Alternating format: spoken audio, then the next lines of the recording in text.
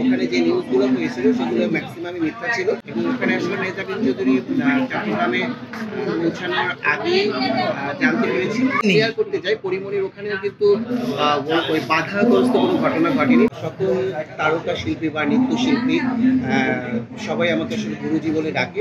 অনেকে আছে যে খুব অল্প কয়েকদিন শিখে কোরিওগ্রাফার হয়ে যায় বা হওয়ার স্বপ্ন দেখে, কিন্তু আমরা কিন্তু 4 বছর বয়সে নাচ শেখা শুরু করেছি এবং আমার মতো যারা আরও সার্থক কোরিওগ্রাফার রয়েছে বাংলাদেশে কথিত দশা, সবারই আসলে 10, 15, 20 বছর নাচ শেখার অবস্থান আছে এবং শুধু একটি নয়, আমরা বিভিন্ন সাবজেক্টের উপরে বিভিন্ন সময় ধরে আমরা সেটাকে অনুশীলন করেছি।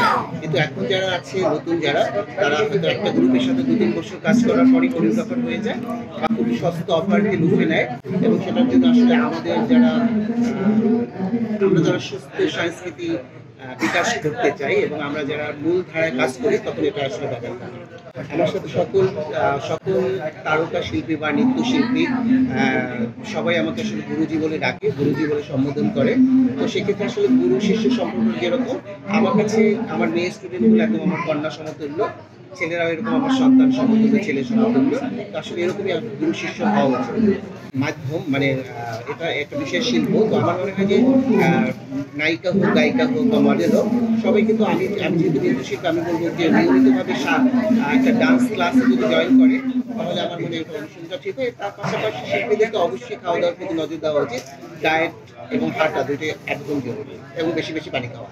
আসলে এখন নাচের অনুষ্ঠান খুব বড় পরিসরে খুব কম হয়। লাস্ট মেহজাবিন চৌধুরী মেরিল প্রথম আলোতে গ্র্যান্ড ফিনালে পুরস্কারে নেচেছিল, মেরিল প্রথম আলো পুরস্কারে 2024 যেটা হয়েছে। তো এরকম বড় আয়োজনে হলে মেহজাবিনকে অবশ্যই দেখা যাবে। যেহেতু এখন শীত এসেছে, ডিসেম্বর এসেছে, এখন শোয়ের সময় এবং কয়েকটি শোয়ের কথা চলছে, খুব তাড়াতাড়ি মেহজাবিন চৌধুরীকে দেখা যাবে এবং তোমাদের সবাই মঞ্চে আলোচিত। মেহজাবিনের প্রসঙ্গ যেহেতু উঠেছে, আরেকটা প্রশ্ন করতে চাই যে রিসেন্টলি আপনার সাথে তার তো একদম অন্যরকম একটা সম্পর্ক, সেই জায়গা থেকে জানতে চাই যে যখন তাকে শোরুম উদ্বোধন করতে গিয়ে একটা বাজে পরিস্থিতির মুখোমুখি সে হয়েছে, তো সেটাকে সে কি খুব ডাউন হয়ে গিয়েছিল মানসিকতার দিক থেকে? আপনি কিভাবে তাকে সাপোর্ট করেছেন বা তখন তার মানসিক অবস্থা কেমন ছিল? একদমই ডাউন হয়ে যায়নি, কারণ ওখানে যে নিউজগুলো হয়েছিল সেগুলো ম্যাক্সিমামই মিথ্যা ছিল। যে ছবিটা দিয়ে প্রচার করা হয়েছিল সেটা একটি নাটকের ছবি এবং ওখানে আসলে মেহজাবিন চৌধুরী চট্টগ্রামে পৌঁছানোর আগে জানতে পেরেছি যে ওখানে একটু সিকিউরিটির অভাব, শুধু সেটার কারণে ফেরত এসেছে।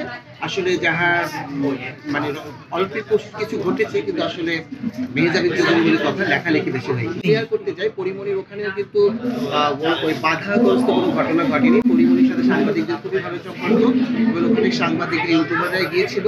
ওখানে আসলে যমুনা কর্তৃপক্ষের সাথে সাংবাদিকদের একটি ঝামেলা হয়েছিল এবং যমুনা টেলিভিশনের যমুনা ফিউচার পার্কের ব্যবস্থাপনা পরিচালকদের সাথে একটু ঝামেলা হয়েছিল।